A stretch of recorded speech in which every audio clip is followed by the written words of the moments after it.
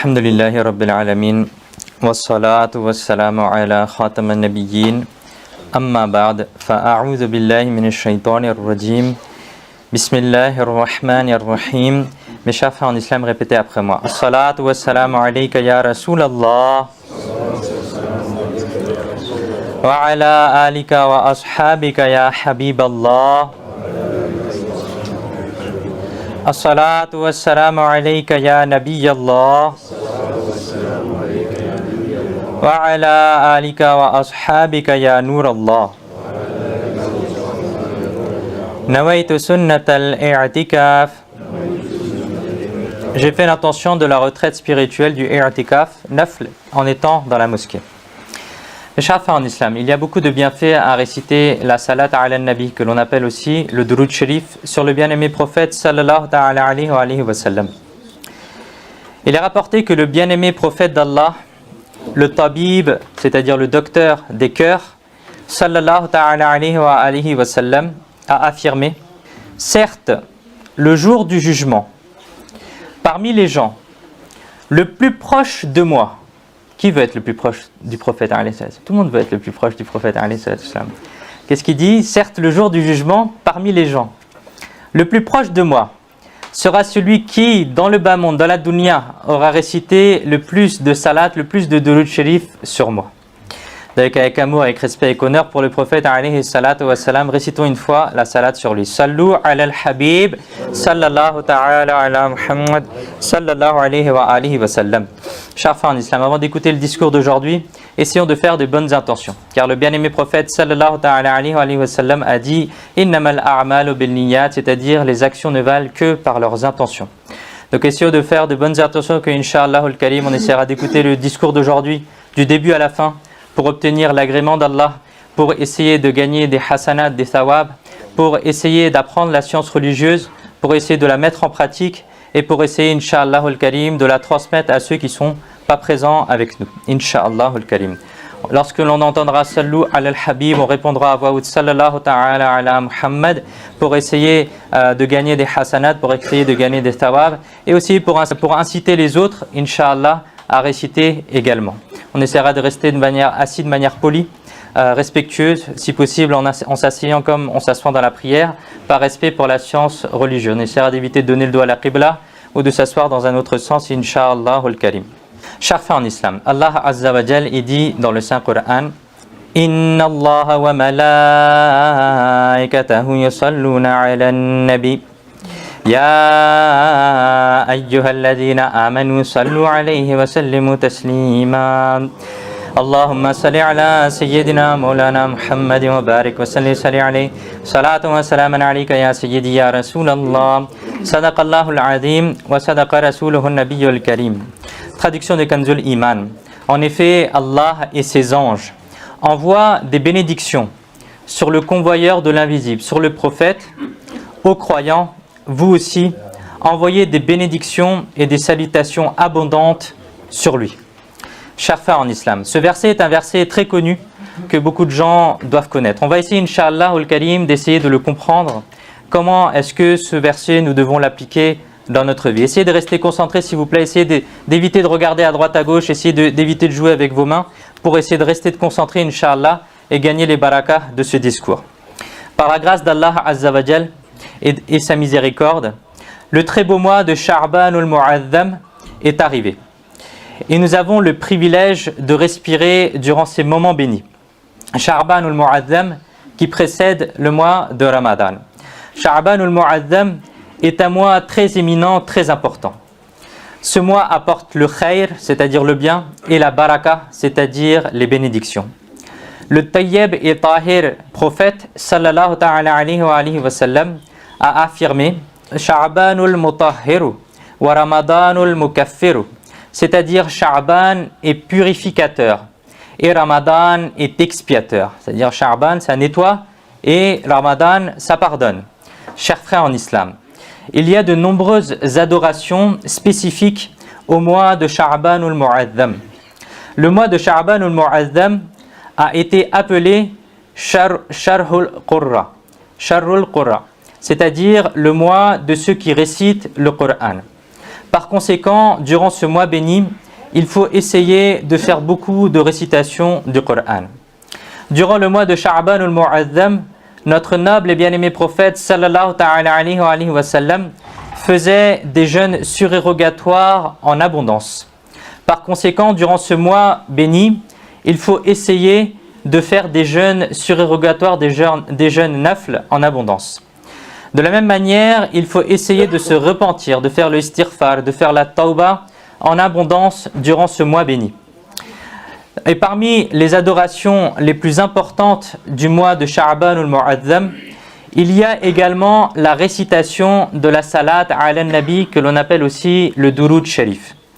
De manière générale, la salat ala nabi, le Durud Sharif, est un wird, un wazifa pour tous les jours. C'est quelque chose que l'on est censé réciter tous les jours.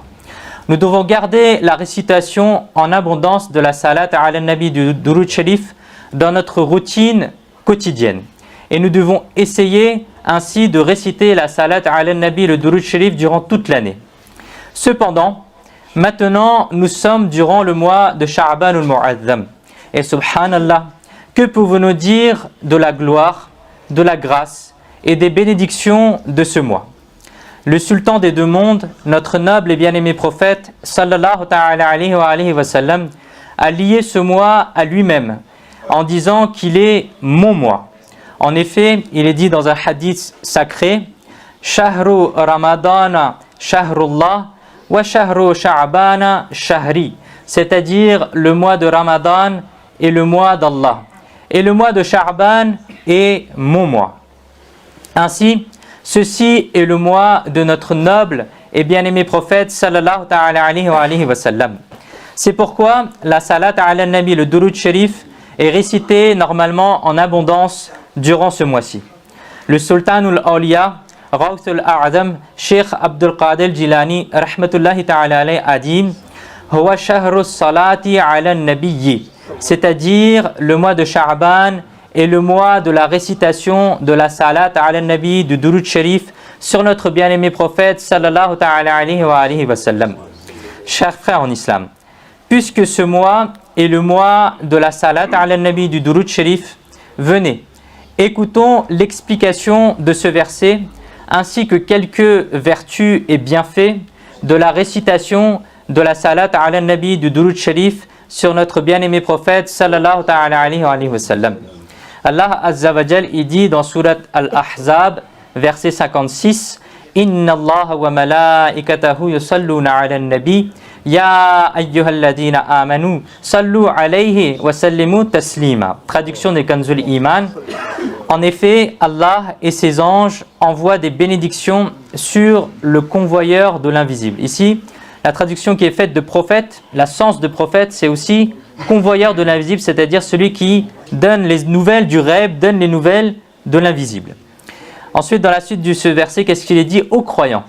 Vous aussi, envoyez des bénédictions et des salutations abondantes sur lui. Je répète, en effet, Allah et ses anges envoient des bénédictions sur le prophète. Ô croyants, vous aussi, envoyez des bénédictions et des salutations sur lui.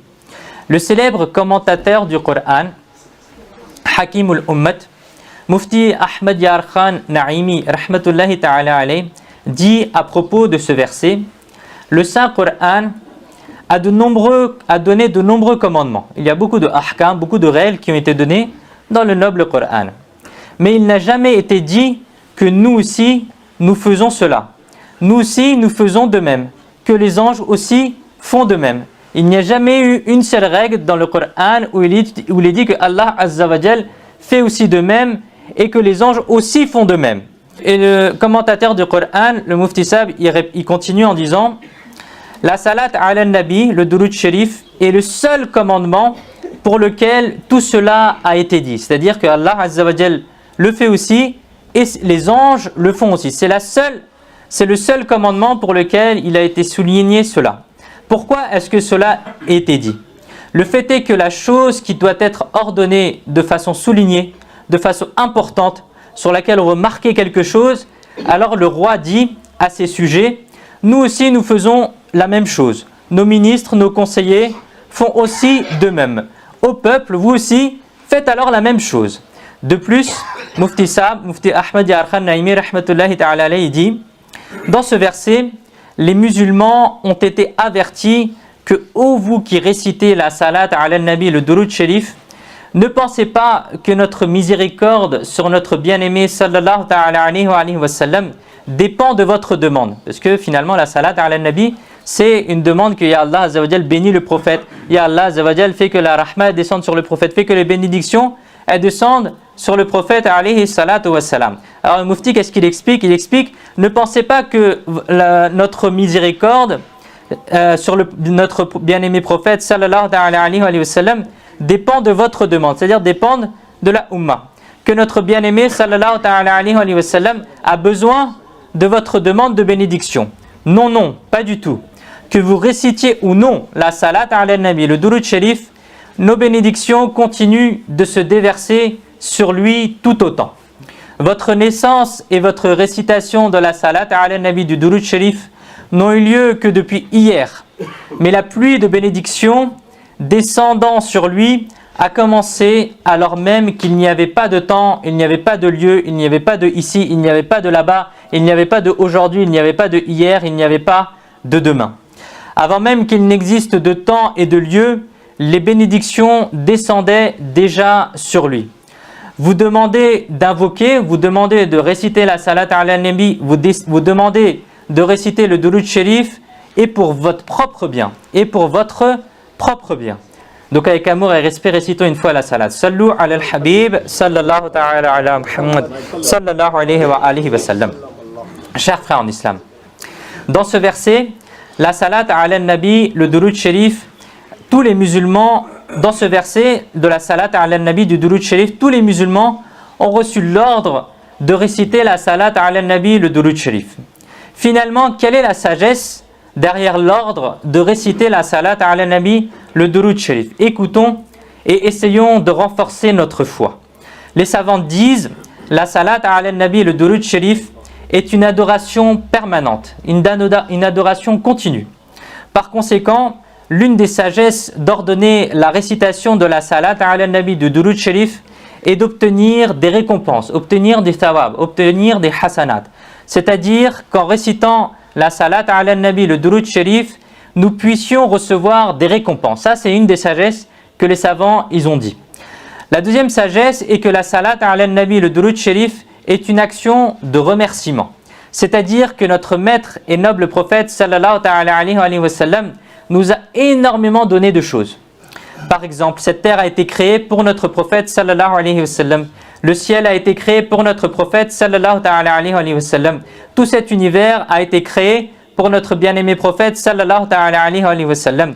Nous sommes venus dans ce monde pour notre bien-aimé prophète sallallahu alayhi wa sallam. Si on nous a permis de respirer, c'est grâce au bien-aimé prophète sallallahu alayhi wa sallam. S'il pleut, c'est grâce au bien-aimé prophète sallallahu alayhi wa sallam. Si nous recevons notre rizq, notre subsistance, c'est grâce au bien-aimé prophète sallallahu alayhi wa sallam.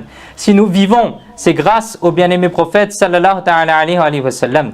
Et si malgré nos péchés, le châtiment ne s'abat pas sur nous, c'est grâce au bien-aimé prophète sallallahu alayhi wa sallam. C'est-à-dire que là on explique la cause. On dit bien sûr c'est Allah Azza wa Jal, personne ne fait du shirk ou personne n'a fait quelque chose d'interdit, mais la cause de tout ce qui nous arrive, c'est grâce, tous les bienfaits que l'on a, c'est grâce au bien-aimé prophète sallallahu alayhi wa sallam, comme il est rapporté dans de nombreux hadiths. Et un poète a dit une chose très belle, qu'est-ce qu'il dit? La foi, c'est grâce à lui que nous l'avons reçu. La foi, le iman, grâce à lui, nous l'avons reçu. Le Coran, grâce à lui, nous l'avons reçu. Quelqu'un peut dire, j'ai reçu le Coran moi-même? Non. C'est par le prophète, alayhi salatu wassalam, que nous avons reçu aussi le Coran. C'est sur lui qu'il était descendu le Coran et ensuite on a reçu le Coran à travers lui. La foi, grâce à lui, nous l'avons reçu. Le Coran, grâce à lui, nous l'avons reçu. Le Rahman, grâce à lui, nous l'avons trouvé. Qu'est-ce que nous n'avons pas reçu grâce à lui? C'est-à-dire que la salat ala nabi, c'est une manière de remercier aussi le prophète alayhi salatu wassalam sur tous les bienfaits que nous avons pu recevoir. Bref, nous avons reçu d'innombrables faveurs, d'innombrables choses de la part de notre bien-aimé prophète sallallahu alayhi wa sallam. Et nous ne pouvons pas retourner ces faveurs. On ne peut pas remercier pour toutes les faveurs que l'on a reçues de la part du bien-aimé prophète sallallahu alayhi wa sallam. Alors Allah Azza wa Jal nous a ordonné de réciter la salat ala nabi, le durud sharif. Car même si nous ne pouvons pas retourner ces faveurs, nous pouvons au moins remercier un petit peu notre noble et bien-aimé prophète sallallahu alayhi wa sallam. C'est-à-dire que la première hikmah, la première sagesse, c'est quoi? C'est d'obtenir des récompenses, obtenir du sawab, obtenir du hasanat lorsque l'on récite la salat ala nabi, le durud sharif. Et deuxième chose, c'est quoi? C'est de remercier le prophète alayhi salatu wassalam. Bref, la sagesse est que on puisse remercier au moins un petit peu le bien-aimé prophète sallallahu alayhi wa sallam. Il existe une autre grande sagesse dans le fait d'ordonner la récitation de la salat ala nabi du durud sharif et qui augmente la foi et qui va renforcer notre foi si on fait attention à ce qu'on dit. Écoutez bien. Les savants disent, on nous a ordonné de réciter la salat ala nabi, le durud sharif, afin que mala et a'la, c'est-à-dire que dans les cieux, l'évocation, le dhikr du bien-aimé prophète sallallahu alayhi wa sallam a toujours eu lieu. Car les anges envoient la salat ala nabi, envoient le durud sharif, mais en plus de cela, comme on a entendu que Allah Azza wa Jalla envoie la salat et les anges envoient la salat. Depuis toujours, les anges, ils envoient la salat sur le bien-aimé prophète sallallahu alayhi wa sallam. Mais en plus de cela, la sagesse dans le fait qu'on nous ait ordonné à nous les musulmans de réciter la salat ala nabi, le durud sharif, qu'est-ce qu'ils expliquent les savants? Ils disent, mais en plus de cela, sur terre aussi, au moins à un endroit, qu'il y ait toujours quelqu'un qui évoque, qui fasse le dhikr du bien-aimé prophète sallallahu alayhi wa sallam. Ça aussi c'est une hikmah, une sagesse pour laquelle on nous a ordonné de réciter la salat ala nabi, le durud sharif. Subhanallah. Nous apprenons donc que Allah Azza wa Jal aime que l'on évoque son bien-aimé sallallahu alayhi wa sallam. Et c'est la raison pour laquelle on nous a ordonné de réciter la salat ala nabi, le durud sharif.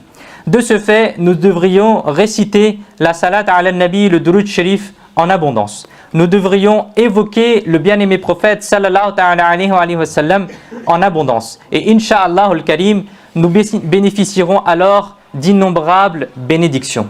Un poète, il dit, c'est l'ordre d'Allah, réciter la salat ala nabi. C'est l'ordre d'Allah, réciter le durud sharif. Ô paresseux, ne délaisse pas la salat ala nabi, ne délaisse pas le durud sharif. Le Seigneur lui-même envoie les bénédictions sur lui. Vous aussi, envoyez votre salat, votre durud sharif sur lui. Le beau nom de notre prophète, lorsque vous l'entendez, récitez la salat ala nabi, récitez le durud sharif sur lui. Sallu ala al-habib, sallallahu ta'ala ala Muhammad, sallallahu alayhi wa alihi wa sallam. Chers frères en islam, Allah Azza wa Jal a dit, Ya ayyuhalladina amanu sallu alayhi wa sallimu taslima. Traduction de Kanzul Iman. Ô vous qui croyez, vous aussi envoyez des bénédictions et des salutations abondantes sur lui. À cet endroit, il nous a été ordonné d'envoyer la salat, le durud et des salams en abondance.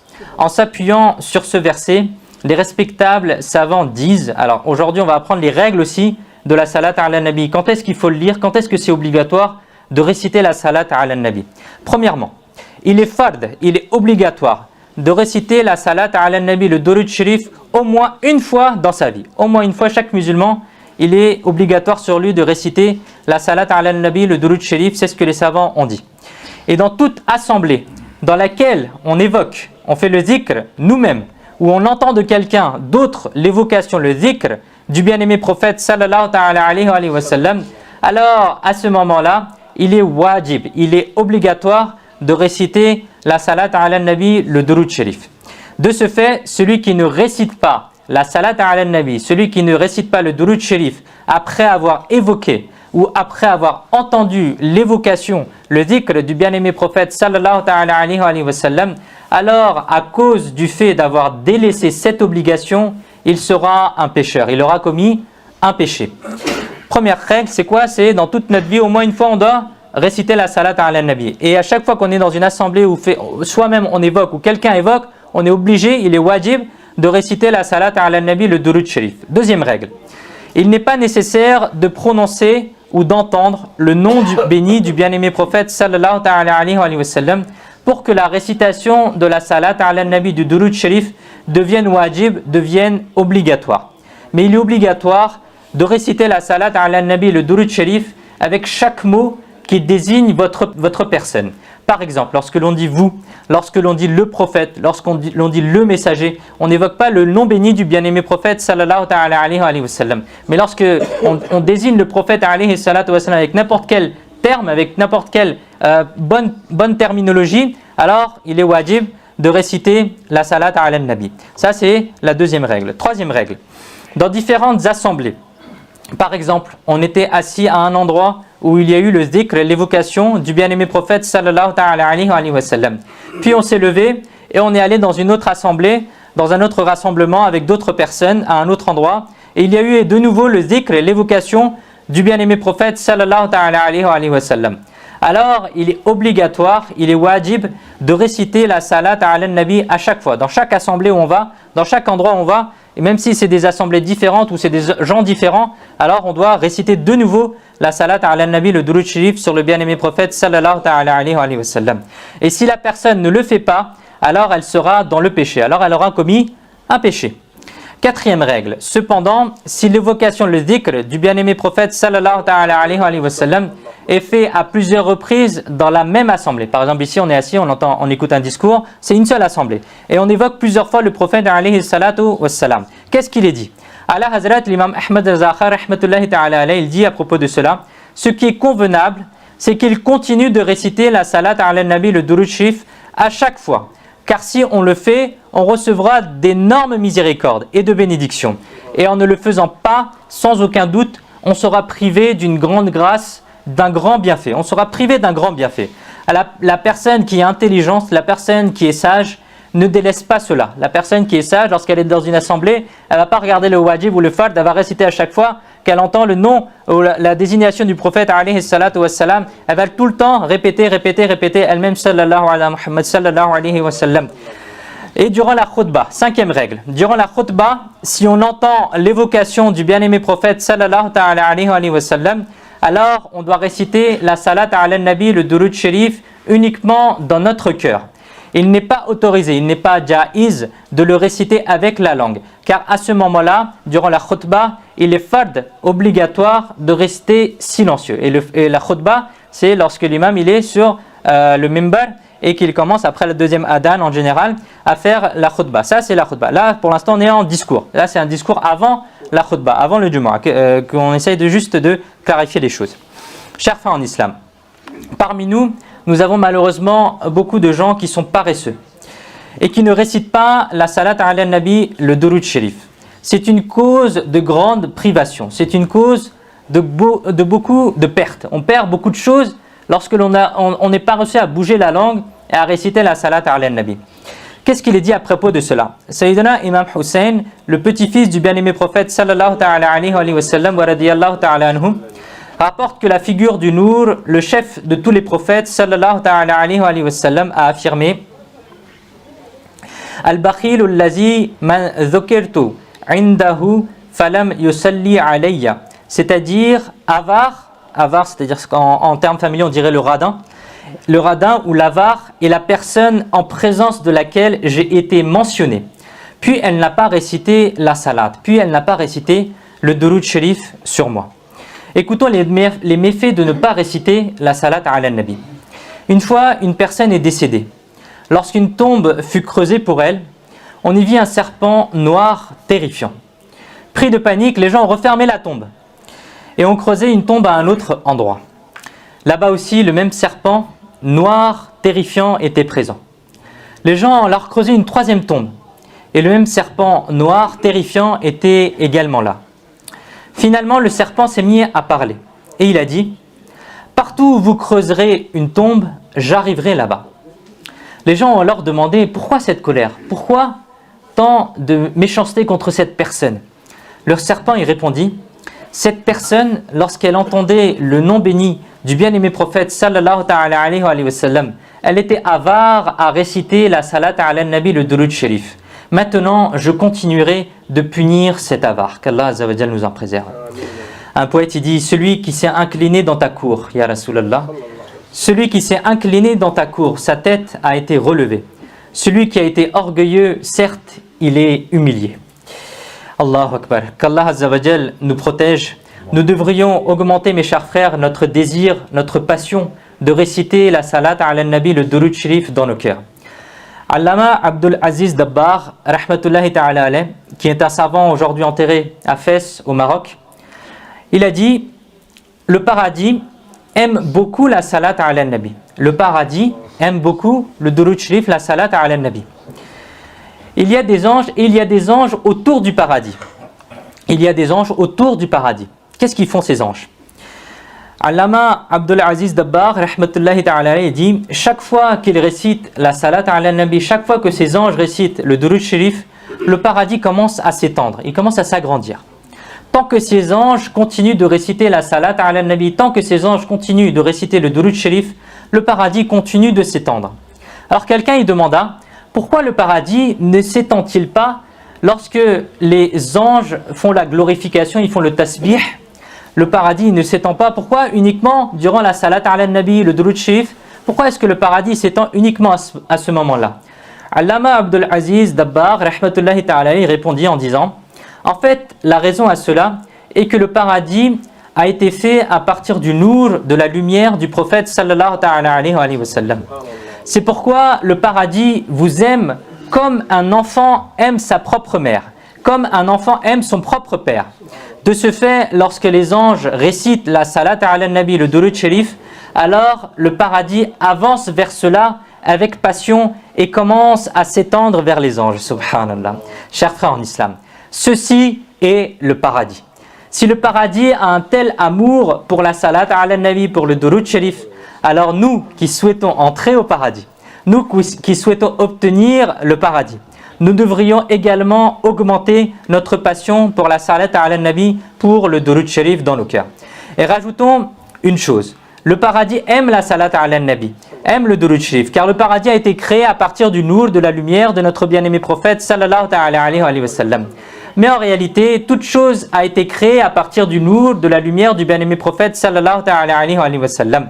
Oui, il est dit dans un hadith sacré, Awwalu ma khalaqallahu nuri wa kullu shay'in khuliqa min nuri. C'est-à-dire la première chose que Allah Azza wa Jalla a créée est mon nour, et ma lumière, et toute chose a été créée à partir de mon nour, à partir de ma lumière. Subhanallah. Le paradis a été créé à partir du nour, de la lumière du bien-aimé prophète sallallahu ta'ala alayhi wa sallam.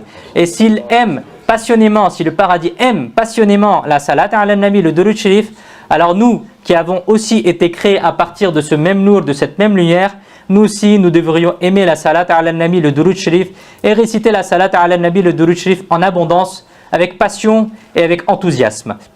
Chers frères en islam, dans le Saint-Coran, il y a un verset très réconfortant dans lequel il a été dit, qui est connu aussi, La taqnatu mir rahmatillah. Inna Allah yaghfiru dhunuba jami'a. Ne perdez pas espoir dans la miséricorde d'Allah.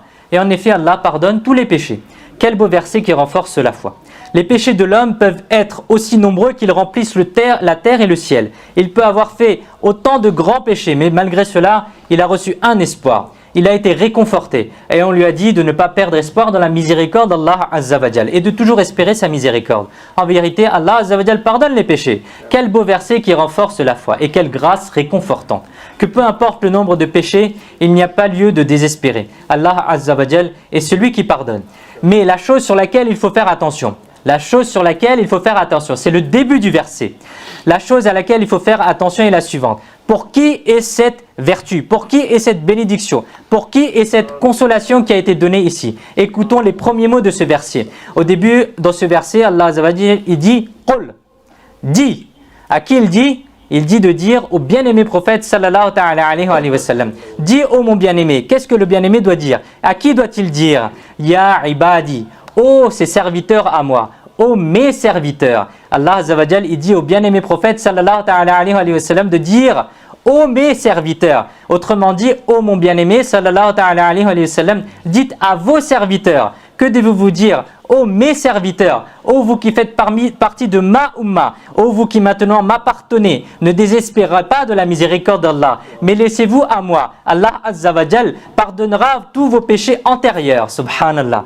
Quelle grande vertu. Celui qui devient un serviteur du bien-aimé prophète sallallahu alayhi wa sallam, alors par la miséricorde d'Allah, tous ces péchés seront pardonnés. Maintenant, la question est, comment peut-on devenir un véritable serviteur, un véritable esclave du bien-aimé prophète sallallahu alayhi wa sallam? Pour répondre à cela, écoutons un hadith sacré. Le bien-aimé prophète sallallahu alayhi wa sallam a affirmé « Ana habibullahi ta'ala wal musalli » Wal-musalliyu alayya habibi, c'est-à-dire je suis le bien-aimé d'Allah et celui qui récite la salat, le durud sharif sur moi, il est mon bien-aimé. Subhanallah. Nous apprenons donc que celui qui souhaite être le bien-aimé, le serviteur, l'esclave du prophète alayhi salatu wassalam, alors il doit réciter la salat ala nabi, le durud sharif sur le bien-aimé d'Allah en abondance, et Inch'Allah al-Karim, il réussira à devenir un véritable serviteur, un véritable esclave du bien-aimé prophète sallallahu alayhi wa sallam.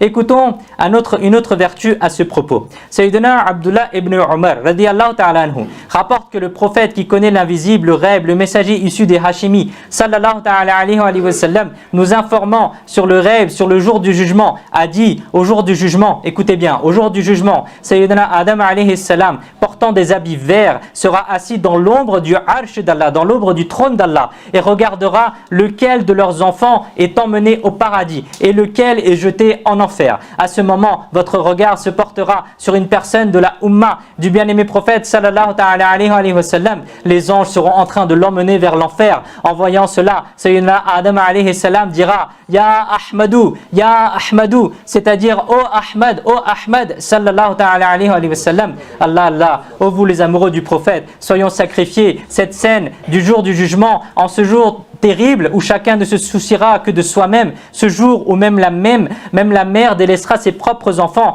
notre maître, celui qui nous fera pardonner, ce maître miséricordieux, ce maître qui nous emmènera vers le paradis, le maître du paradis, celui qui détient le Kawthar, le prophète de la Rahma, l'intercesseur de la Ummah sallallahu alayhi wa sallam. Même en cette période difficile, vous serez présents au jour du jugement pour que nous les pécheurs puissions nous faire pardonner et afin que vous nous emmeniez au paradis. Le frère de Allah Hazrat Imam Ahmad Raza Khan rahmatullahi ta'ala alayhi, Maulana Hassan Raza Khan rahmatullahi ta'ala alayhi, a décrit cette scène sous la forme de vers de poésie suivant. À la balance de quelqu'un vous serez. À la balance de quelqu'un vous serez au moment de la pesée. Quelqu'un par espoir fixera votre visage. Quelqu'un près de la balance, quelqu'un à la source de Kawthar, et quelqu'un sur le pont sera en train de l'appeler. Tout comme une mère cherche son cher enfant, Allah en est témoin, vous serez comme cela. C'est-à-dire chacun cherchera le bien-aimé prophète sallallahu alayhi wa sallam. Que des milliers de vies soient sacrifiées sur ces pieds doux qui accourent en entendant le cri des pécheurs. Qu'Allah Azza wa Jal fasse descendre des millions de bénédictions sur notre maître et noble prophète sallallahu alayhi wa sallam. Ensuite, lorsque Sayyidina Adam alayhi salam verra une personne de votre Ummah en train d'aller vers l'enfer et que vous appellerez, alors le bien-aimé prophète sallallahu alayhi wa sallam a dit, pour répondre je dirais labbaik ya abal bashar, c'est-à-dire ô père de toute l'humanité, labbaik, je suis présent. Sayyidina Adam alayhi salam dira, celui-ci fait partie de votre Ummah, les anges sont en train de l'emmener en enfer. Un poète il dit, dans le bazar, dans le souk, dans le marché du jugement à qui personne ne demande, dans le bazar du jugement à qui personne ne demande, nous avons au moins vu l'acheteur de celui-là.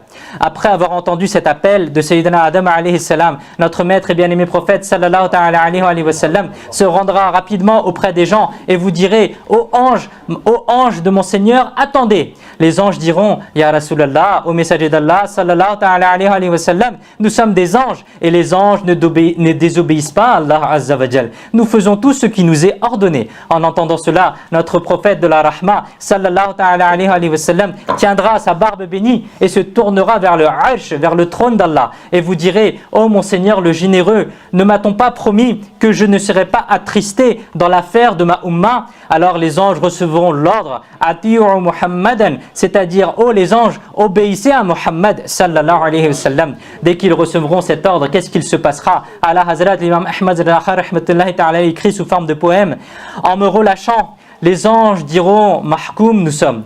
En me relâchant, les anges diront mahkoum nous sommes, c'est-à-dire nous sommes soumis à vous, que nous ne vous désobéissions pas, nous n'en avons pas l'audace, que nous ne vous obéissons pas, ya Rasulallah, nous n'en avons pas le courage. C'est-à-dire que les anges relâcheront le pécheur et diront humblement, ya Rasulallah, au messager d'Allah, sallallahu ta'ala alayhi wa sallam, nous sommes aussi vos serviteurs et vos esclaves. Quelle audace aurions-nous à ne pas obéir à vos ordres? Ensuite, sur l'ordre de notre bien-aimé prophète, sallallahu ta'ala alayhi wa sallam, cette personne sera de nouveau amenée à la balance de l'action. Ses actes seront de nouveau pesés. Notre maître qui intercède pour nous, notre maître qui nous fera pardonner, sallallahu ta'ala alayhi wa sallam, affirme, je sortirai de ma poche un papier blanc de la taille de mon doigt, et après avoir récité Bismillah, je le mettrai dans le plateau des bonnes actions. Par la baraka, par la bénédiction de cela, le plateau des bonnes actions de cette personne deviendra plus lourd. Un poète il dit, au jugement, le plateau du pécheur s'est alourdi. Au jugement, le plateau du pécheur s'est alourdi lorsque vous avez été aperçu près de la balance, près de la pesée. Ici, le plateau des bonnes actions de cette personne sera alourdi, et en même temps, un fort bruit retentira. Il a réussi, son plateau des bonnes actions a été alourdi. Maintenant, emmenez-le au paradis. En voyant cela au jour du jugement, il y a eu un bruit dans la foule disant « Waouh, fini le mauvais œil, quelle gloire, quel statut, quelle belle manière de sauver son serviteur des ennuis. » Lorsque les anges commenceront à emmener cette personne vers le paradis, alors elle dira « Ô ange, attendez un instant. Laissez-moi dire quelque chose à cette noble personne. » Alors il dira « Que ma mère et mon père soient sacrifiés sur vous. Comme votre saint visage est lumineux, quelle grande éthique, quel grand ikhlaq vous avez. Vous avez eu pitié de mes larmes et vous avez fait pardonner mes péchés. Qui êtes-vous? Il sera dit, je suis ton prophète Mohammed sallallahu alayhi wa sallam. Et ceci, le papier, était ta salat, ton duroud, que tu avais récité sur moi. Je l'avais gardé justement pour ce jour. Un poète, il dit, le document dans lequel il avait écrit la salat. Le document, le papier dans lequel il avait écrit le duroud. Pour cela, vous êtes venus pour lui faire pardonner ses mauvaises actions. Sallu ala al-habib, sallallahu ta'ala ala Muhammad, sallallahu alayhi wa sallam. Chers frères en islam, la salat ala al-nabi, le duroud sharif, est un très grand wird, est un très grand wazifa. Il a tellement de bénédictions que subhanallah. Si nous avons un souci concernant ce bas monde ou l'au-delà, alors la salat ala al-nabi, le duroud sharif, est une solution très simple à cela. Sayyidina Ubay ibn Ka'b radiyallahu ta'ala a dit que j'ai dit oh, ya Rasulallah, au messager d'Allah sallallahu ta'ala alayhi wa sallam, je souhaite réciter la salat, le duroud sharif sur vous en abondance. Maintenant, dans mon temps de wird, dans mon temps de wazifa, combien de temps dois-je fixer pour cela? Le bien-aimé prophète sallallahu ta'ala alayhi wa sallam répondit autant que vous le souhaitez. Sayyidina Ubay ibn Ka'b radiyallahu ta'ala a dit alors, est-ce qu'un quart ça suffit? Est-ce que c'est un quart que je dois donner? Le bien-aimé prophète sallallahu ta'ala alayhi wa sallam répondit autant que vous le souhaitez, et si vous en faites plus, c'est mieux pour vous. J'ai alors dit la moitié. Le bien-aimé prophète sallallahu ta'ala alayhi wa sallam a répondu autant que vous le souhaitez. Si vous faites encore plus que cela, alors c'est mieux pour vous. Alors j'ai dit 2/3. Le bien-aimé prophète sallallahu ta'ala alayhi wa sallam répondit autant que vous le souhaitiez. Et si vous en faites plus, ce sera encore mieux pour vous. J'ai dit alors si je fixe tout le temps pour la salade, pour le duroud sharif, le bien-aimé prophète sallallahu ta'ala alayhi wa sallam répondit si vous faites cela, cela suffira pour vos ennuis et effacera vos péchés. Subhanallah. Une personne ne peut avoir que 2 soucis, mes chers frères. Soit c'est la dunya, soit c'est la akhira. Si nous récitons la salat ala nabi, le duroud sharif, alors tous les soucis de ce bas monde prendront fin. Et les soucis de l'au-delà aussi s'éloigneront. Par exemple, si l'on est malade, si nous avons des difficultés financières, si nous souhaitons avoir des enfants, si nous sommes endettés, si nous ne trouvons pas de travail, si nous souhaitons réussir pour nos examens, si nous souhaitons une solution à nos problèmes, alors récitons la salat ala nabi en abondance. Et il y a une solution dans cela pour tous nos problèmes, qu'ils soient des problèmes de la dunya, qu'ils soient des problèmes de la akhira. Chers frères en islam, essayons de faire cet effort, d'avoir une routine quotidienne, d'être constant dans la récitation du duroud sharif de la salat ala nabi. Celui qui le peut, il récite au moins 313 fois. Au moins 313 fois la salat ala nabi, car les savants ils disent celui qui fait cela, celui qui récite au moins 313 fois, il sera parmi ceux qui récitent en abondance la salat ala nabi. Donc essayons de ne pas négliger cette adoration, de ne pas négliger cette ibada aussi, qui est aussi une preuve d'amour pour notre noble et bien-aimé prophète sallallahu ta'ala alayhi wa sallam. Qu'Allah azza wa jal et nous permettre de retenir ce que nous avons entendu, de le mettre en pratique et de le propager aussi aux autres. Amin. Bijahi khatam al-nabiyyin sallallahu ta'ala alayhi wa sallam. Sallu ala al-habib sallallahu ta'ala ala Muhammad sallallahu alayhi wa sallam. Bismillahir rahmanir rahim. اقرأ باسم ربك الذي خلق خلق الإنسان من علق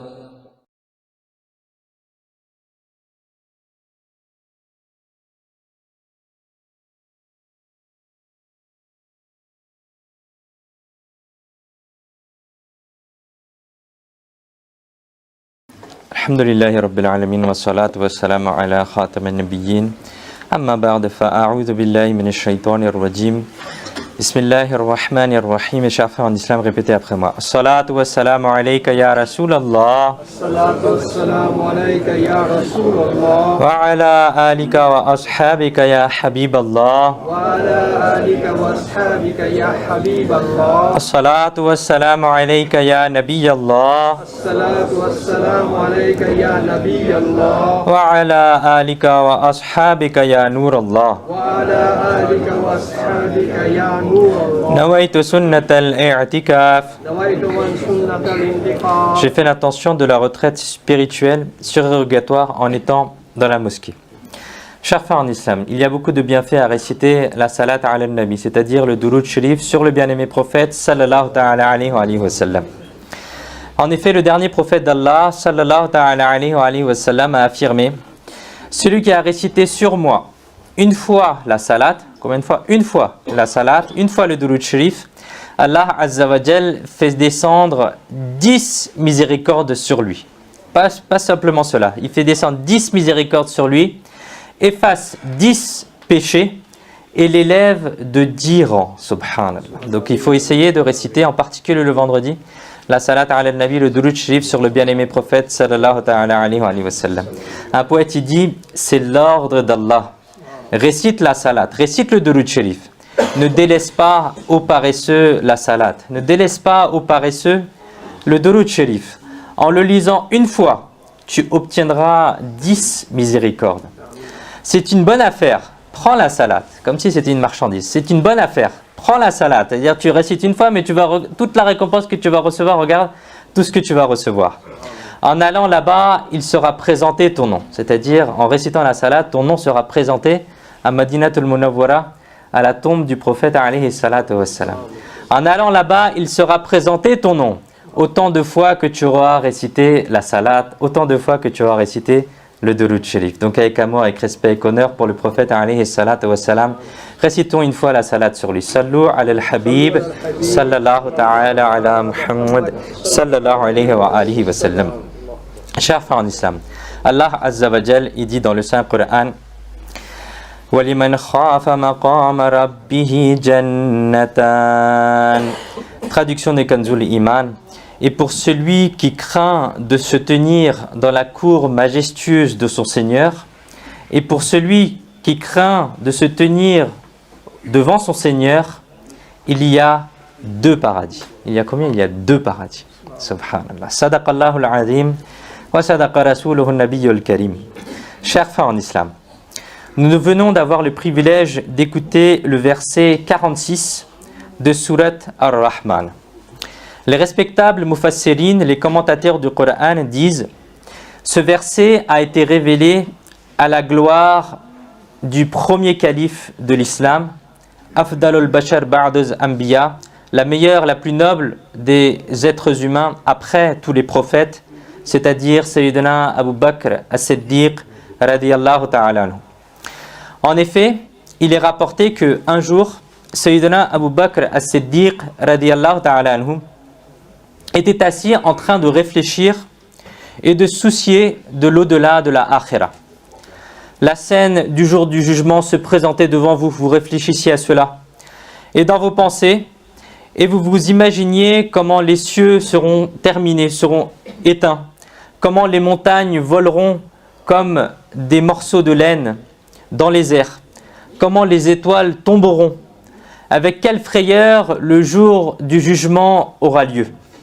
Puis le champ du jour du jugement sera établi, c'est-à-dire le lieu du jour du jugement sera établi. La balance des actions et puis la question du paradis et de l'enfer, tout ça se taraudait, tout ça était en train d'être travaillé dans la tête bénie de Sayyidina Abu Bakr as-Siddiq radiyallahu ta'ala anhu. Et c'est en pensant à ces scènes horribles du jour du jugement que Sayyidina Abu Bakr as-Siddiq radiyallahu ta'ala anhu a été pris par la crainte d'Allah Azza wa Jal. Et tout en étant angoissé, vous radiyallahu ta'ala anhu avez dit, écoutez bien, qu'est-ce que le premier calife des musulmans a dit?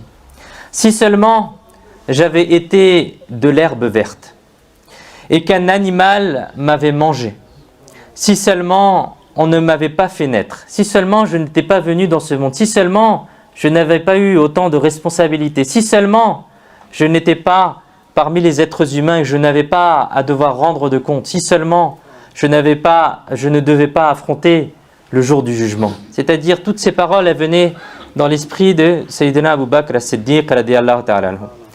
Et Sayyidina Abu Bakr as-Siddiq radiyallahu ta'ala anhu était en train de réfléchir à cela. Et ce verset fut alors révélé. Allah Azza wa Jal, il dit وَلِمَنْ خَافَ مَقَامَ رَبِّهِ جَنَّتَانِ. Et pour celui qui craint de se tenir dans la cour majestueuse de son Seigneur, il y a 2 paradis. De cela, nous apprenons que Sayyidina Abu Bakr as-Siddiq radiyallahu ta'ala anhu est destiné au paradis. Et vous avez reçu la bonne nouvelle du paradis, des 2 paradis dans ce verset. Et notre croyance dans Ahl Sunnah wal Jama'a, c'est que tous les compagnons, alayhim wa ridwan, sont destinés au paradis. À partir du moment où ils sont un sahaba, à partir du moment où ils ont vu le prophète alayhi salatu wassalam en étant éveillés, qu'ils ont été présents et qu'ils sont morts sur l'islam, ils ont quitté ce monde sur l'islam, alors ils sont tous destinés au paradis. Chaque compagnon du prophète au paradis, au paradis. Chaque compagnonne du Nabi au paradis, au paradis. Chers frères en islam, Allah Azza wa Jal, il dit dans ce verset, dans Surat Ar-Rahman, verset 46, وَلِمَنْ خَافَ مَقَامَ رَبِّهِ جَنَّتَانِ. Et pour celui qui craint de se tenir dans la cour majestueuse de son Seigneur, il y a 2 paradis. Sayyidina Mujahid, rahmatullahi ta'ala alayhi, qui est un très grand savant, vous faites partie des tabi'i, c'est-à-dire de la génération après les sahaba, vous avez dit, la signification de ce verset est que lorsqu'une personne a l'intention de commettre un péché et qu'elle se souvient qu'elle sera présentée dans la cour d'Allah Azza wa Jal, c'est-à-dire qu'elle devra rendre compte de ce péché-là, elle devra rendre compte de chacun de ses actes le jour du jugement, et que par crainte envers Allah Azza wa Jal, elle délaisse le péché, elle arrête le péché, elle abandonne le péché en se remémorant cela, alors il y a 2 paradis pour ce serviteur bienheureux. Il y a 2 paradis pour ce serviteur bienheureux. Un paradis, c'est quoi? C'est une récompense pour la crainte de Dieu. Un premier paradis, il le reçoit par récompense parce qu'il a craint Allah Azza wa Jal. Et une autre récompense, il la reçoit pour l'abandon des désirs de son nafs. Pour l'abandon, pour la lutte qu'il a fait contre son nafs, pour la lutte qu'il a fait contre son ego. C'est ça le 2e paradis. C'est ça la récompense du 2e paradis qu'il reçoit grâce à cela. Subhanallah. Chers frères en islam, réfléchissons un instant. En craignant Allah Azza wa Jal et en se souvenant que l'on devra se présenter dans sa cour, la personne qui se préserve, qui arrête, qui abandonne le péché, quelle grande récompense elle a. Une telle personne bienheureuse se verra accorder 2 paradis. Et quels paradis glorieux ils seront. Écoutons, Allah Azza wa Jal, il dit toujours dans Surat Ar-Rahman, verset 48, ayant de nombreuses branches d'arbres, c'est-à-dire que dans ces paradis, il y a des jardins chargés de fruits. Chaque branche a différents types, a différentes sortes de fruits sur sa branche. Et ensuite, dans le verset 50, Allah Azza wa Jal, il dit « En eux coulent 2 sources ». C'est-à-dire que dans ces 2 paradis, il y a 2 sources d'eau propre et douce qui y coulent. Le nom d'une de ces sources d'eau est Tasnim et le nom de l'autre source d'eau est Salsabil. Ensuite, dans le verset 52, Allah Azza wa Jal, il dit « En eux se trouvent tous les fruits de 2 espèces, de 2 types. En d'autres termes, il existe 2 types de fruits dans ces paradis. Certains ressemblent aux fruits qui sont vus dans ce bas monde et d'autres sont uniques que personne n'a jamais vus.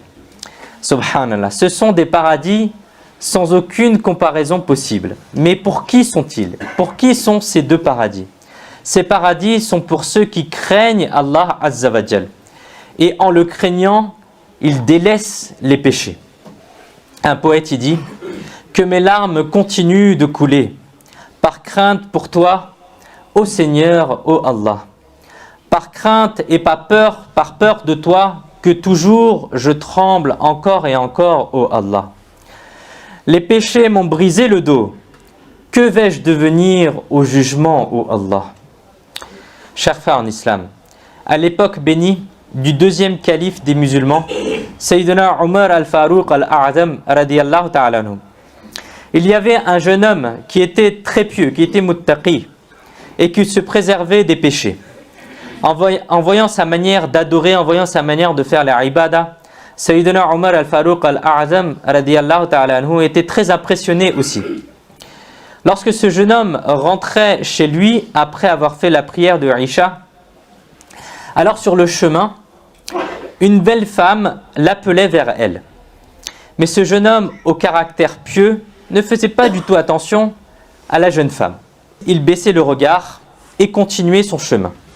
Un jour, alors qu'il repassait par là, la femme, à son habitude, l'appela vers elle. Alors le jeune homme y fut malheureusement attiré par elle.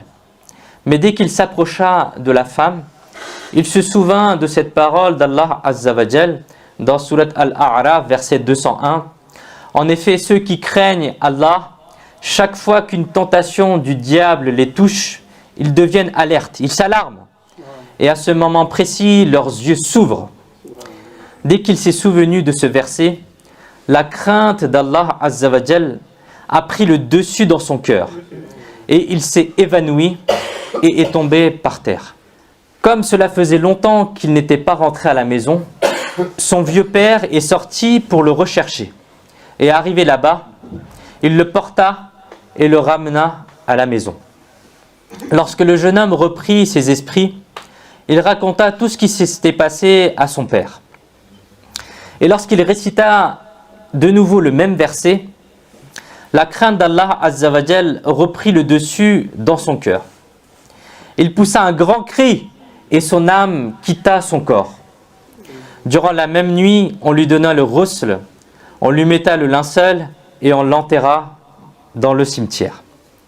Le matin, lorsque Sayyidina Umar al-Farouq al-A'zam radiyallahu ta'ala anhu apprit toute l'histoire, lorsque vous avez appris toute l'histoire, vous vous êtes rendu sur la tombe de ce jeune homme et vous avez récité ce verset وَلِمَنْ خَافَ مَقَامَ رَبِّهِ جَنَّتَانِ.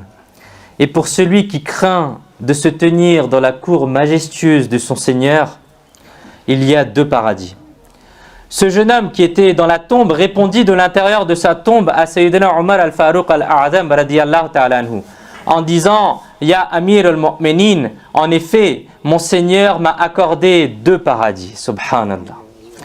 Quelle belle récompense. Chers frères en islam, nous aussi, nous devrions également adopter cette caractéristique. D'ailleurs, si l'on regarde la manière dont les pieux prédécesseurs craignaient Allah Azza wa Jal, alors quelle gloire ils avaient. À cause de la crainte d'Allah Azza wa Jal, certains pieux prédécesseurs continuaient de trembler.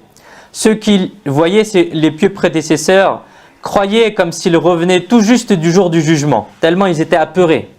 Ils étaient toujours apeurés. À cause de la crainte d'Allah Azza wa Jal, ils continuaient encore et encore de pleurer. Tellement ils pleuraient que leurs barbes se mouillaient. À cause de leurs larmes, des marques apparaissaient sur leurs joues qui montraient qu'ils avaient pleuré et pleuré encore. Ils s'évanouissaient à cause de la crainte d'Allah Azza wa Jal. Ce sont là des qualités de très haut niveau. Qu'Allah Azza wa Jal nous bénisse aussi par ces qualités, par l'entremise de ces pieuses personnes. Amin. Chaque musulman, mes chers frères, devrait au moins avoir une telle crainte d'Allah Azza wa Jal que lorsque la pensée de commettre un péché vient dans notre cœur, lorsque Shaitan nous invite vers le péché, alors que nous nous souvenions de quoi?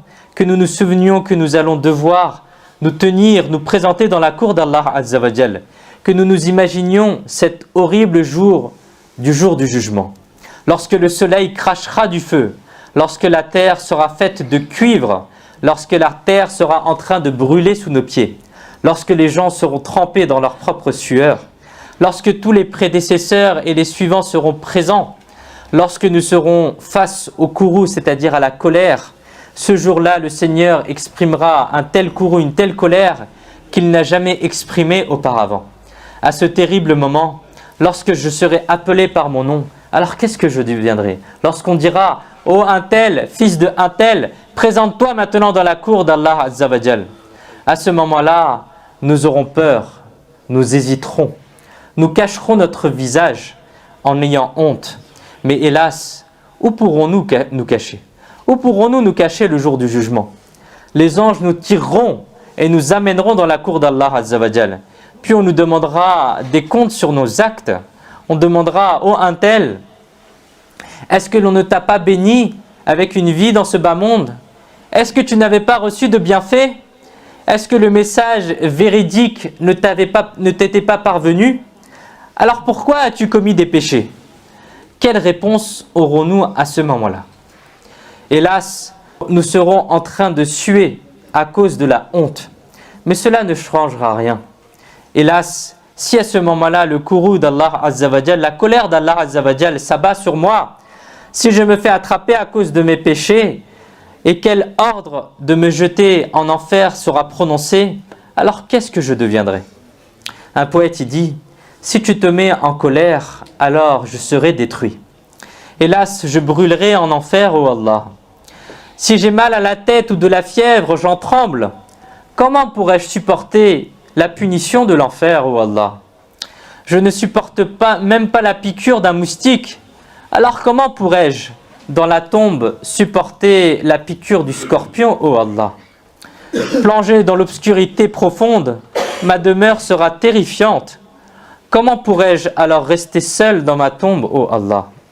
Chers frères en islam, ceci est une imagination du fait de se présenter dans la cour d'Allah Azza wa Jal. C'est une représentation que l'on essaye de se faire. Si seulement, chaque fois que notre cœur a envie de faire un péché, nous nous rappelions cette scène où nous devrons nous tenir devant notre Seigneur et être capables de craindre, et en craignant Allah Azza wa Jal, en ayant honte, nous réussissions à délaisser le péché.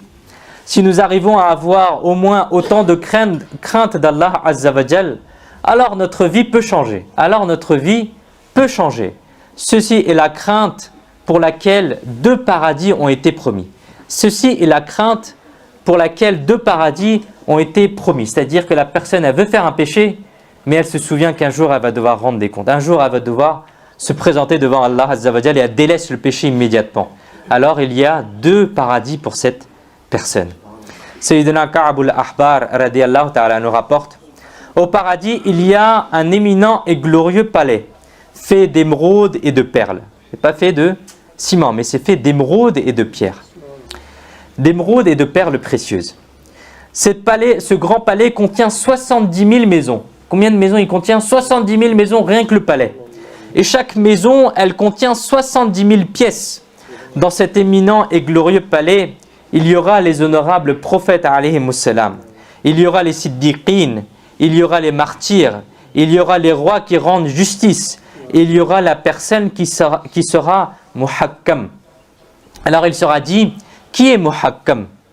On répondit, la personne qui est invitée à faire un acte haram, la personne qui est invitée à faire un acte illicite, mais s'abstient de cet acte haram par crainte envers Allah Azza wa Jal. Allahu Akbar. Cette personne aussi, elle aura droit à ce type de palais dans lequel il y a 70 000 maisons et chaque maison, elle a 70 000 pièces. Subhanallah. Il est également écrit dans le Kitab al-Tawwabin, il y avait un homme parmi les Bani Israël. Il a commis un péché. Lorsque par ignorance, il a commis un péché, alors il a eu très honte. Lorsqu'il s'est souvenu qu'il va devoir se présenter dans la cour du Seigneur, alors il est devenu agité, il n'était pas bien. Il a commencé à courir ici et là. La miséricorde d'Allah Azza wa Jal a apprécié son agitation.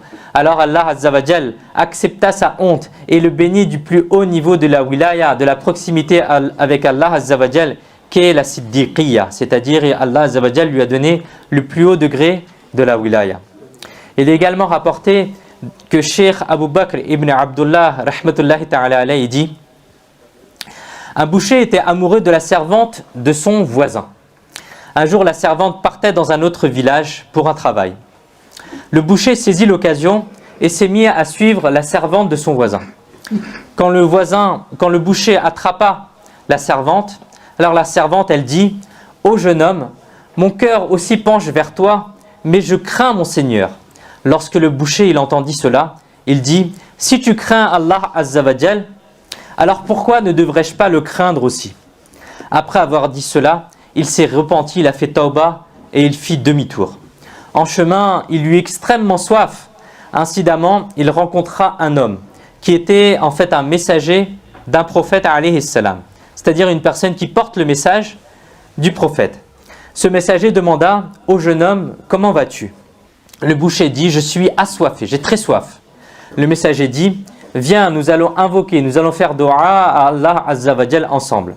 Le boucher dit: je n'ai même pas fait d'adoration que je puisse évoquer, que je puisse présenter auprès d'Allah Azza wa Jal. Alors comment pourrais-je faire dua? Fais dua à toi et moi je vais simplement dire Amin.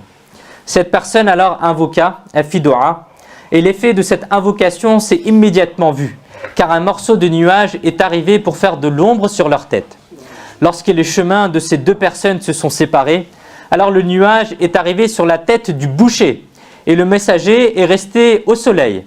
Alors le messager demanda avec surprise: ô jeune homme, tu m'avais dit que tu n'avais aucune bonne action, que tu puisses évoquer. Alors comment se fait-il que ce nuage fait de l'ombre sur ta tête? Alors le boucher raconta toute son histoire et celle de la servante. Après avoir entendu cela, le messager dit: tu as dit la vérité. La place qui appartient à celui qui se repent auprès d'Allah n'est celle de personne d'autre.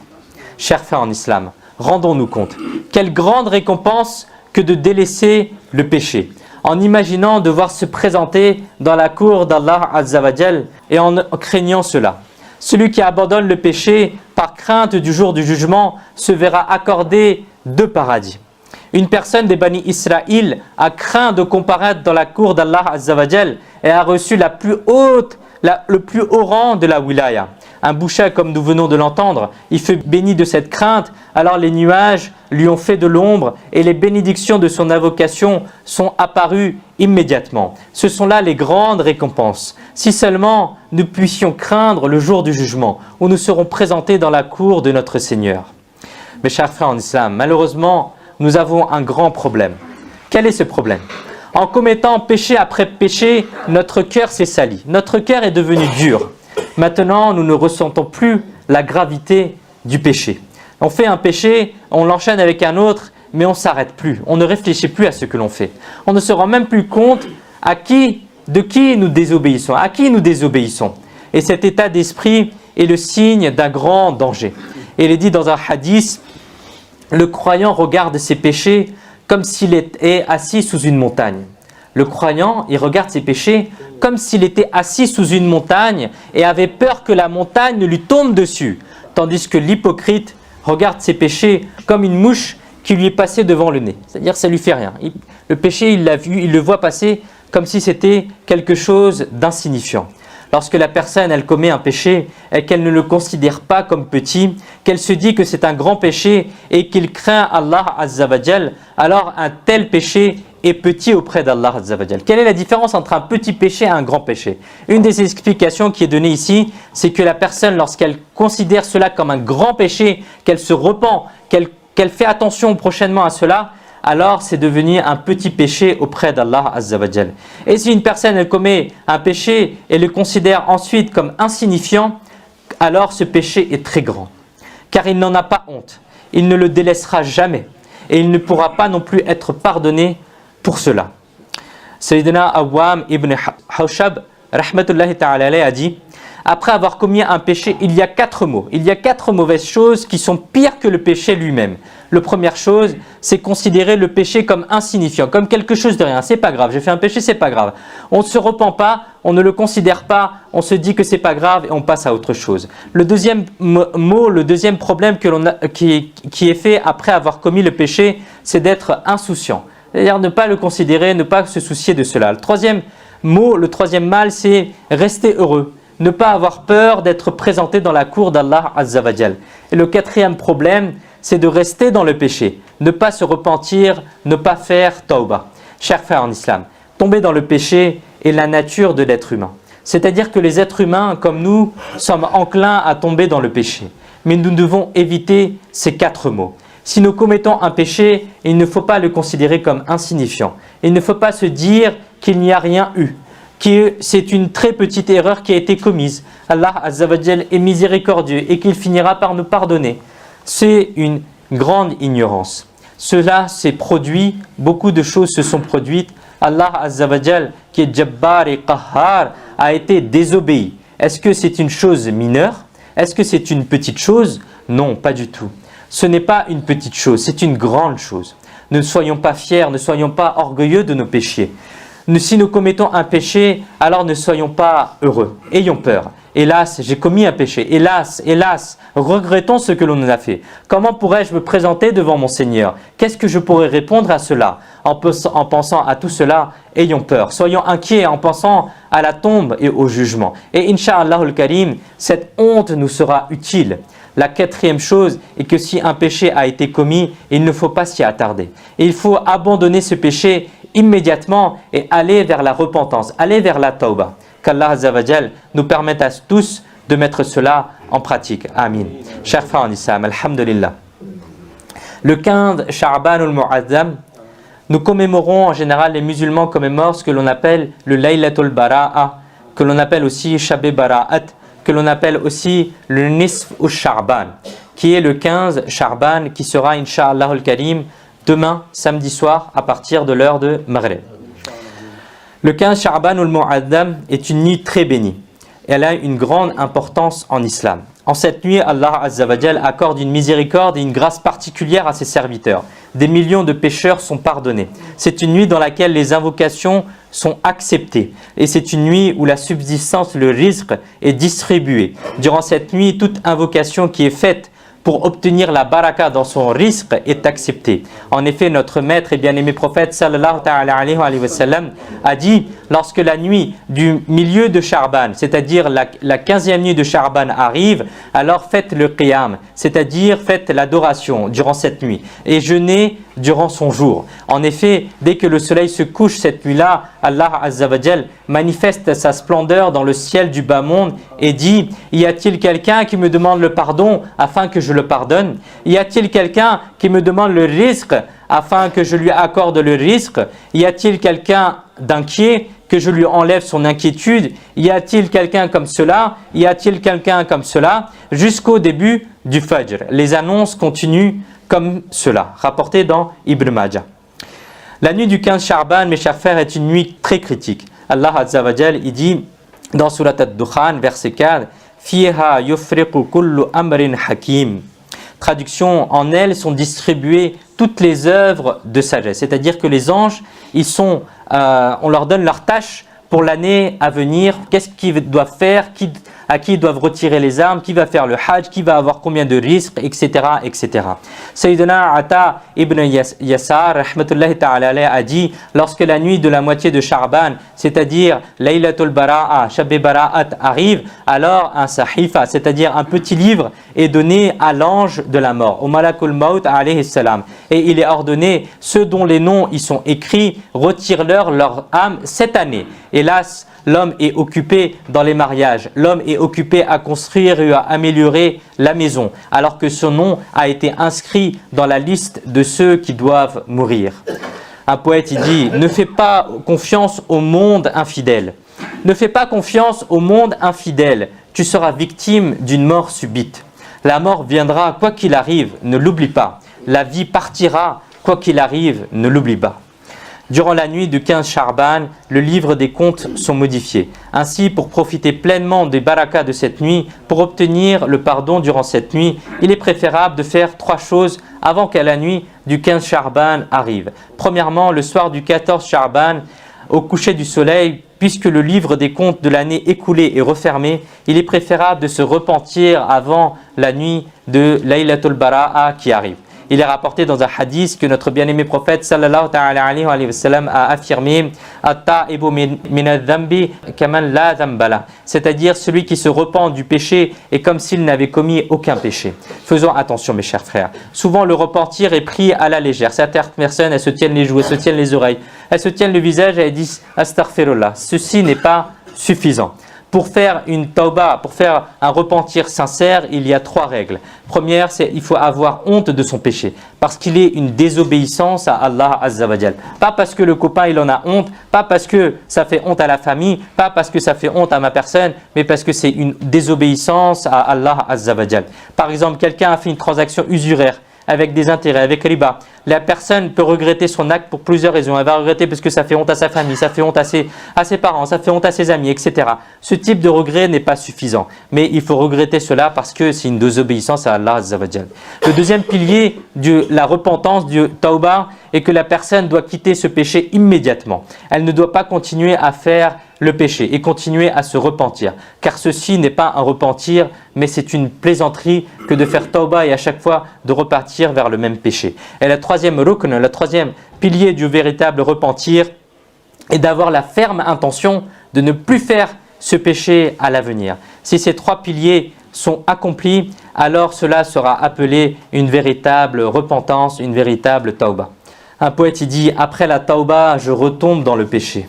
Accorde-moi l'honneur de la véritable tauba, ô Seigneur. Amin. » Mes chers frères en islam, la deuxième tâche la plus importante avant l'arrivée du 15 Charban, de la nuit de Laylatul Bara'a, est que l'on doit demander aux gens qu'ils nous pardonnent leurs droits. Ceci fait également partie de la repentance. Si nous n'avons pas respecté les droits de quelqu'un volontairement ou involontairement, tant que la personne ne nous pardonne pas, ce manquement n'est pas pardonné. C'est pourquoi, par précaution, il est donc préférable de demander pardon à tous ceux que l'on connaît avant la nuit du 15 Charban. Car si volontairement ou involontairement on a commis quelque chose qu'il ne fallait pas, qu'on a blessé quelqu'un, alors que la personne nous pardonne. Souvent, avant l'arrivée de cette nuit, les gens envoient des messages à leur groupe, à leurs amis, pour dire simplement de nous pardonner. Mais cela, parfois, n'est pas suffisant. Si il est possible, il faut les appeler. S'il est possible, il faut aller leur parler pour s'excuser. Et la troisième chose qu'il faut faire pour cette nuit-là, il faut se débarrasser de sa rancœur, il faut se débarrasser de la haine que l'on a dans notre cœur. Selon ce qui a été rapporté, ceux qui sont privés du pardon, même lors d'une grande nuit comme celle du 15 Charban, il y a aussi la personne qui est rancunière, la personne qui a de la haine contre quelqu'un dans son cœur.